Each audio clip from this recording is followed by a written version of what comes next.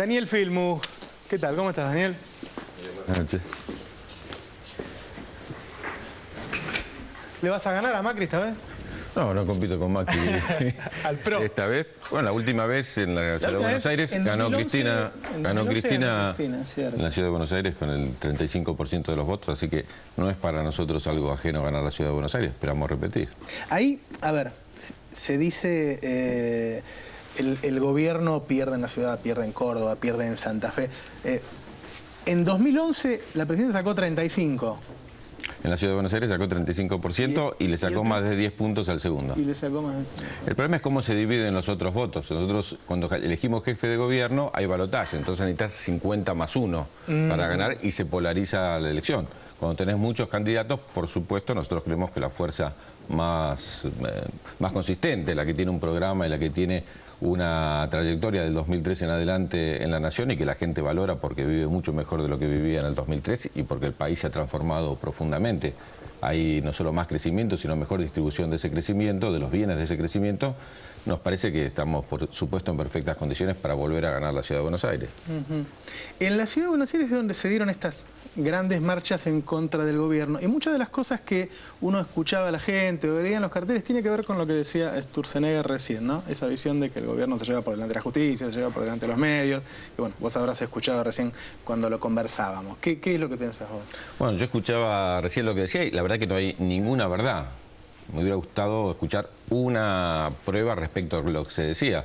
En los medios lo pusiste vos sobre la mesa. Canal 7 tiene un programa que es 678 que dicen que tiene sesgo ideológico y se puede discutir. Efectivamente es así y lo advierte el propio programa definiéndose así. Pero nosotros tenemos otro canal oficial, por ejemplo, que es Encuentro. Es un canal que me tocó crear a mí cuando era ministro de Educación de Néstor Carlos Kirchner y también hay una pluralidad enorme. Digo, definir la política de medios del gobierno que no puede aplicar una ley que, como señalabas vos, la hemos votado por amplísima mayoría en ambas cámaras y hoy todavía no puede llevarse a la práctica en una buena parte porque no define la Corte Suprema, que en otros casos ha definido muy rápidamente, pero en este caso realmente primero la justicia, después la Corte Suprema, lo viene demorando, me parece que es un hecho grave, mucho más grave que las supuestas intenciones del gobierno de dominar a los medios. No hay ninguna posibilidad que alguien sea censurado en la Argentina. No existe esa posibilidad. Ante la sospecha de censura ya empiezan a haber denuncias. Y cuando vos mirás, estos días estábamos escuchando que vino Lula acá a la Argentina, lo que decían los medios de Lula, y lo que dicen hoy de Dilma o lo que se plantean en otros países de América Latina, los medios juegan ese papel, un papel muy vinculado a las corporaciones dominantes. Los intereses son los mismos y aparte les son propios, ya son corporaciones económicas que defienden sus intereses. Pero en la Argentina, por suerte, tanto Néstor en su momento como Cristina actualmente, si algo han hecho es apegarse a las instituciones democráticas y a la República. Yo escucho decir esta cuestión de los planteos de que ha atacado la justicia o que ha planteado temas respecto de los medios o que no ha cumplido con alguna cuestión de las que ha dispuesto el Congreso. Y digo, esta gente tiene poca memoria. La 125... en realidad se votó con un empate en el Senado porque el vicepresidente desconoció la Constitución, que es un enviado del Poder Ejecutivo, y votó en contra del Poder Ejecutivo, y al otro día el Poder Ejecutivo acató esa derogación de la 125. Entonces, te quiero decir, la Corte Suprema acaba de decir que no va a haber elecciones para el Consejo de la Magistratura, y no las hay. No hay un gobierno que respete más las instituciones democráticas que no se puede hablar de un argumento en esa dirección. Y es interesante preguntarle a Sturzenegger, por ejemplo, acaba de decir recién, que le parece muy bien lo del entrar por concurso a la justicia. ¿Y por qué no lo votaron? Votaron en contra de esa ley que dice que le parece muy bien. Le parece muy bien, pero no lo votan porque lo que prima en todas las fuerzas de la oposición, en una buena parte de las fuerzas de la oposición al gobierno nacional, no es presentar propuestas que sean mejores y que podamos debatir y en última instancia darles la razón si tienen una propuesta mejor, sino que lo que prima, por lo menos en estos sectores, es, y yo creo que el gran debate entre el 2013 y el 2015, es si paralizamos este gobierno y paralizamos el sentido de la transformación. Cuando el Grupo A tenía mayoría en el Congreso no pudimos sacar ni siquiera el presupuesto. Digamos, es muy difícil que quienes critican poderosamente la 125 y votaron en contra, estén en el mismo partido y en la misma fuerza política del ministro de Economía de este gobierno que propuso la 125. Habría que poner, y yo lo he hecho, un listado de las leyes que entraron al Congreso Nacional y ver estas tres fuerzas, cuáles son las veces que votaron juntos. Y realmente ni siquiera en las económicas, por supuesto, no votaron juntos los de YPF, no votaron juntos la nacionalización de las AFJP, pero tampoco votaron matrimonio igualitario en forma conjunta. Por ejemplo, el PRO acaba de votar en contra fertilización asistida, hay que decirlo. Se abstuvo. Entonces, sí, que era la forma de votar en contra porque era demasiado vergonzoso, pero al otro día Macri salió a decir por qué votaba en contra. Dijo, se abstuvo, pero dijo, no estoy de acuerdo, si no estoy de acuerdo voto en contra, no es que me abstengo. No, en realidad era un eufemismo de la verdadera intención, que es que todo defina el mercado. Y lo que estamos discutiendo en buena medida, insisto, es con estas fuerzas que para mí conforman dos miradas de la derecha distintas. Una, bueno, Sturzenegger fue miembro del gobierno de la Alianza, que no solo endeudó al país, sino que nos dejó en la peor de las situaciones y en el que se vayan todos en el 2001 con muertos en la calle. Eso sí, que uno puede decir que es pasar por encima de las leyes un gobierno que reprime, como pasó ahora en el Borda también. Pero también, en la otra coalición, me parece que lo único que los une es la necesidad de frenar al gobierno. Es verdad que puede haber alguna cosa en común. Yo, por ejemplo, saludé a Terraño cuando estaba entrando, lo vi a Claudio Lozano acá, los tres somos de San Lorenzo, podríamos ser una coalición pro-sanlorencista, pero eso para dirigir San Lorenzo. Si vamos a dirigir el país, tendríamos que ponernos de acuerdo con un programa mínimo y con trayectorias comunes.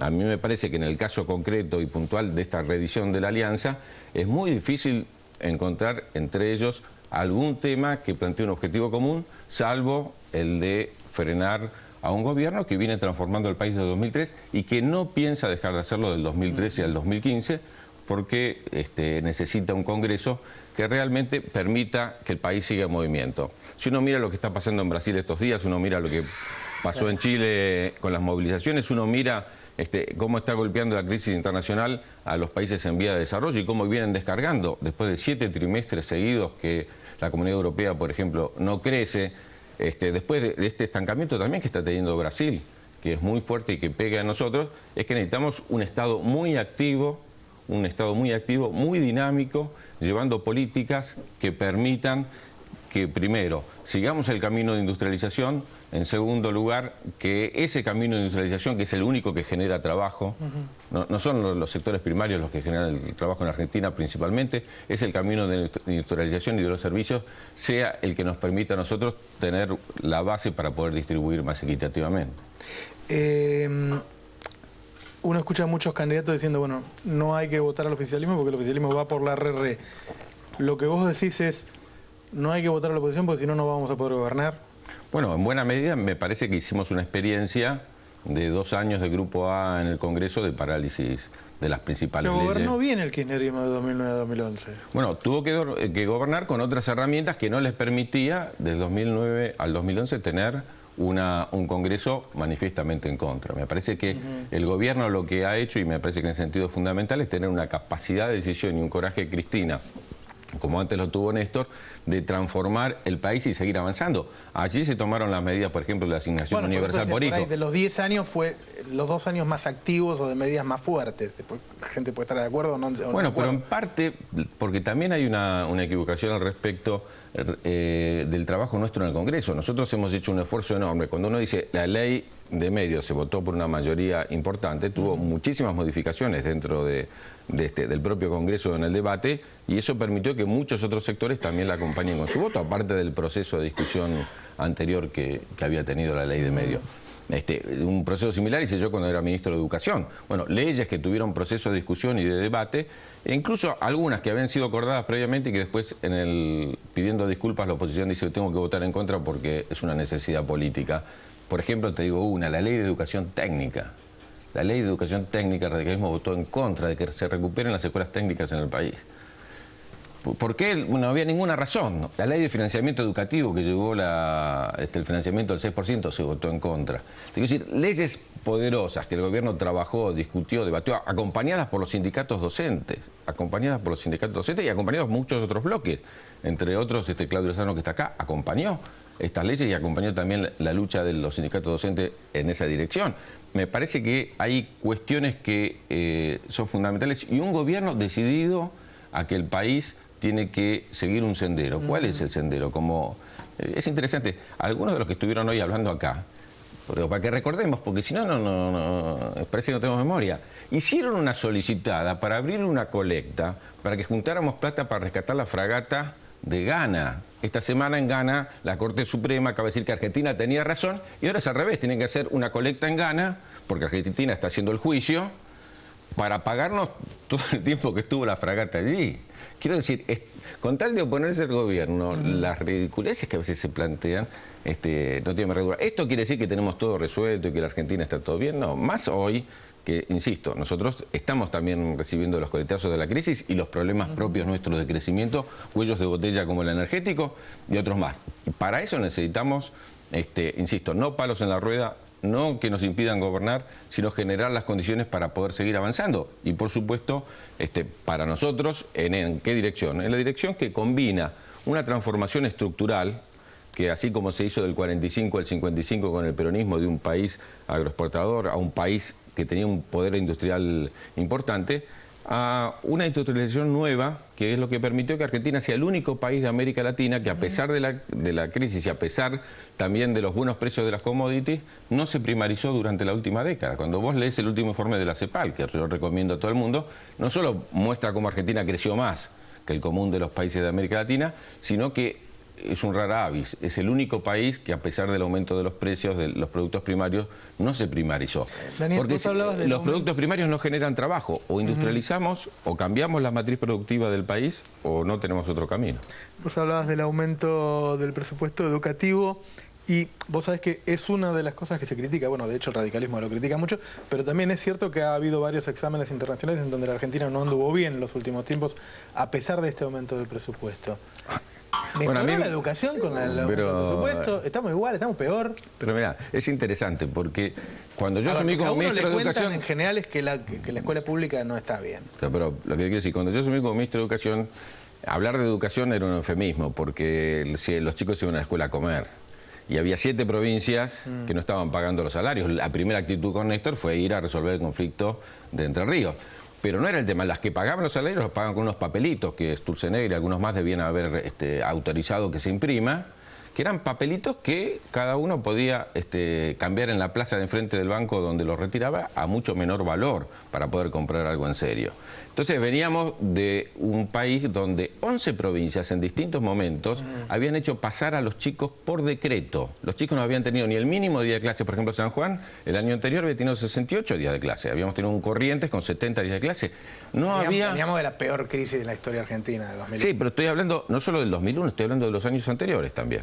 A ver, si no, no hubiera habido 1000 días de carpa blanca para que la Alianza después la levante para no pagar el incentivo, porque el incentivo lo pagamos nosotros. No hubiera habido en la época del radicalismo la marcha blanca, que fueron más de 100 días de huelga nacional. Quiero decir que realmente hubo crisis importantísima en la educación. Ahora, cuando yo sumo, la verdad de la historia es que Argentina se había ido de la prueba internacional. El gobierno de la Alianza, para entrar a PISA, donde sabés que te va a ir mal, entonces si entras... hay que pagar, y hay que pagar una cifra muy grande porque vienen expertos internacionales durante todo un año a poder tomar los exámenes. Entonces yo la volví a inscribir porque Argentina ya no estaba, a tal punto que en la última prueba no había participado. Entonces hubo una prueba que mostró la que toma a los chicos a los 15 años. Y los chicos a los 15 años en ese momento estaban fuera de la escuela o muy retrasados dentro de la escuela. Entonces vino una prueba que mostró un cataclismo en la Argentina que fue la primera. Ahora, la segunda mejoró respecto de la primera. Las únicas 2 pruebas que hay en la época del kirchnerismo es una mejora. Quiero decir, porque la primera no la puedes tomar comparando con la anterior, porque en el medio vino el cataclismo y Argentina se retiró y no hubo exámenes en el medio. Eso quiero decirlo por un lado porque es un hecho fundamental. En segundo lugar, y más allá del examen, ¿cómo ves la educación? La educación argentina todavía tiene muchísimo que mejorar porque no hay ninguna medida mágica que te cambie la calidad de la educación. Lo que hemos tenido nosotros es mucha mayor escolaridad. Hemos tenido construcción de escuelas, hemos tenido fundamentalmente en el nivel de jardín y la sala de 4, que es lo que la ley de educación puso como obligatorio. Entonces hemos crecido del 30 al 70% de los chicos en la sala de 4, tenemos el 99% en la sala de 5, somos el único país de América Latina, y tenemos prácticamente el 100 en la primaria. Pusimos la secundaria obligatoria y se están incorporando en este momento muchísimos chicos a la secundaria. La calidad, que dicho sea de paso depende mucho de las políticas provinciales, tarda muchísimo, porque la variable fundamental es el docente para la calidad. Nosotros mejoramos mucho los salarios docentes, ¿sí? Estamos lejos de lo que merecen ganar, pero hemos mejorado. Calculá que el salario cuando yo ingresé al ministerio era 306 pesos. El dólar estaba a 3, así que era $100. Ese era el salario docente de la Argentina en ese momento, que se cobraba con esos papelitos.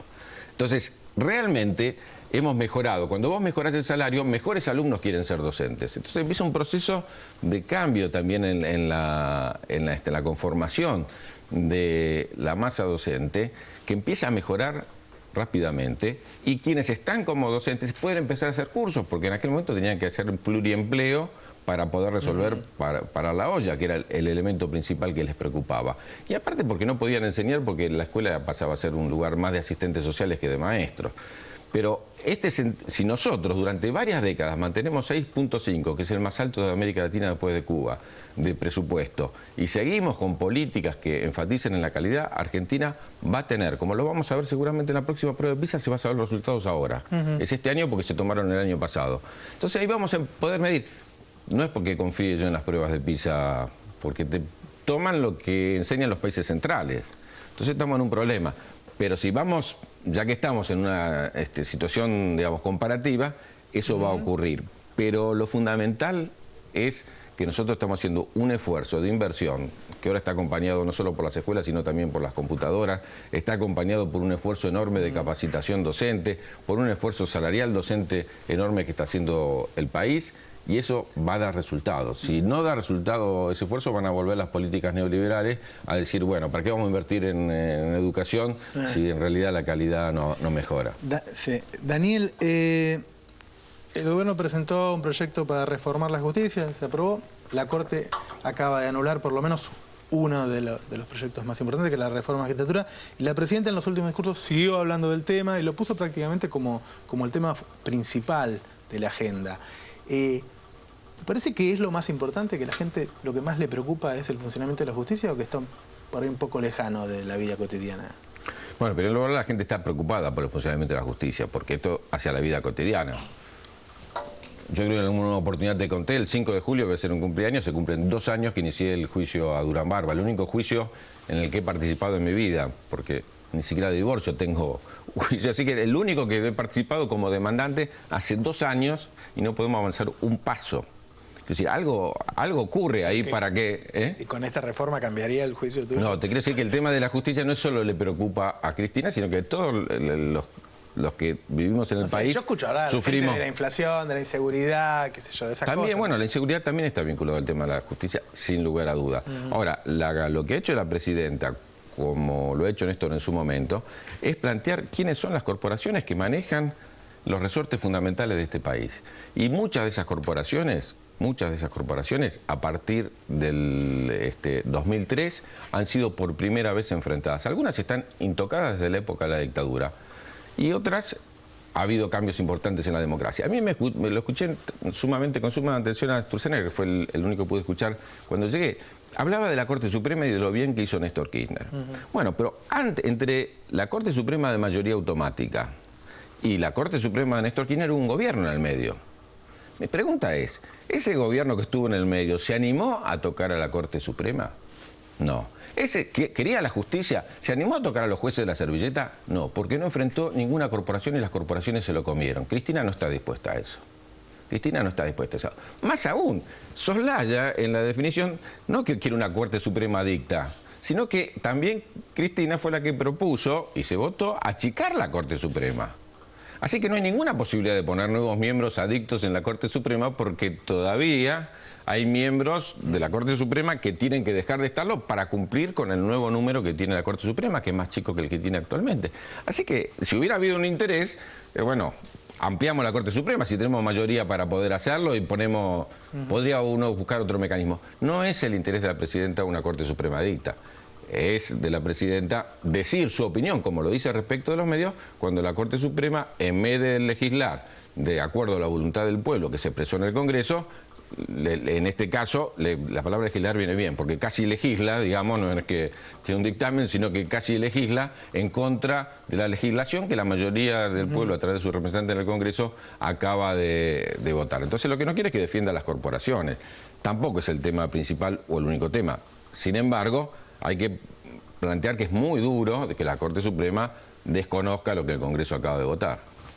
Si leíste los medios del fin de semana, en la tapa había un nombre propio que llega a toda la nación, todo Clarín, que se llama Massa, y es peronista. ¿Cómo juega, cómo estás viendo esta irrupción del intendente de Tigre? Bueno, a mí me parece muy sano. La verdad que, digo, porque todo el mundo había creo que está de moda el fantasma de la B, pero también está el fantasma de Massa. Había un fantasma ahí que si se presentaba, ganaba. Bueno, ahora tiene que decir cuáles son sus propuestas, cuáles son sus ideas. Insisto, uno mira la lista y es muy ecléctica, digamos, hay gente de distintos lugares, de Canal 13 hasta otras fuerzas políticas distintas, gente que viene de distintos lugares. Bueno, ahora tienes una propuesta. La gente va a evaluar la propuesta. En la democracia se trata de eso. Cuanto más se presenten, porque hoy es el peronismo de Massa, pero en la ciudad de Buenos Aires hemos visto que se presentaron varias listas peronistas también. Está Rodríguez Sá con su lista peronista. Me he enterado, tengo que confirmar, que también Julio Baroro había presentado una lista. Dentro de nosotros, no se menciona, pero va a haber paso dentro del Frente para la Victoria, porque la Vaqueya y Amadeo Yenta presentaron una lista dentro del Frente para la Victoria con todos sus avales, así que me imagino que también iremos a las paso nosotros. Y me parece realmente sano que se presente Massa y que plantee cuál es su propuesta al pueblo de la provincia de Buenos Aires y que el pueblo evalúe esa propuesta frente a la que llevó adelante el gobierno, del cual él fue jefe de gabinete y fue candidato incluso en el 2009, y que, bueno, podamos debatir entre dos propuestas distintas. De eso se trata la democracia. Y nadie se va a rasgar las vestiduras si la gente decide por una cosa o por otra, porque de eso se trata la democracia, pero nosotros estamos convencidos que nuestras propuestas y que no están basadas en promesas nada más hacia adelante, y tenemos muchísimo para hacer, porque todavía hay mucha desigualdad. Mientras que haya un chico que no vaya a la escuela, mientras que haya un jubilado que todavía no cobre lo que se merece, mientras que haya un trabajador que no tenga un empleo digno, nosotros tenemos asignaturas pendientes. El país, después de haber crecido del 45 al 55 y haber cambiado el modelo, tiene 50 años de destrucción, en parte por dictaduras, en parte por democracias condicionadas. Pero durante 50 años se destruyó lo que se hizo en esos 10. Ahora estamos construyendo otros 10. No tenemos que permitir que vengan a destruir todo lo que el pueblo con su esfuerzo ha recuperado. Y digo recuperado porque cuando uno piensa en un Estado y un Estado al servicio del pueblo, y que el Estado ha recuperado su capacidad de acción, y también que la política ha recuperado el centro de la escena para el debate, la política entendida como el mecanismo para mejorar la calidad de vida de la gente, bueno, realmente es buenísimo lo que está pasando. Y confiamos nosotros, aun cuando tuvimos, me acuerdo porque estaba al lado, cuando Néstor en el 2009, en un resultado adverso, salió a poner la cara y decir, bueno, pasó esto, pero nosotros, a partir de ese momento, dijo, ¿cuál fue la autocrítica implícita?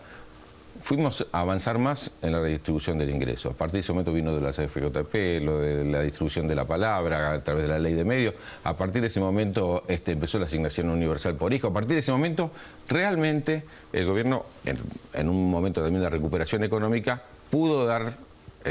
¿Vos decís que van a perder y entonces van a empezar a gobernar mejor? Nosotros, como vamos a ganar, vamos a tener las condiciones para seguir avanzando en la misma dirección, y lo vamos a hacer realmente convencidos de que este proyecto es un proyecto que llegó para quedarse en Argentina, no las personas, sino que el proyecto llegó para quedarse en Argentina, y que el pueblo argentino, mejorándolo y viendo con todas las revisiones, y te insisto, con todas las asignaturas pendientes que tenemos, el pueblo argentino va a seguir transitando este camino, porque se dio cuenta que había una perspectiva posible, que podía llegar alguien al gobierno y no dejar al margen los ideales que tuvo durante toda la vida, porque ve que cada una de las medidas que se toman tienen la dirección de beneficiar a los más. Nosotros estamos acostumbrados a que cada década que pasaba estamos un poquito peor que la anterior.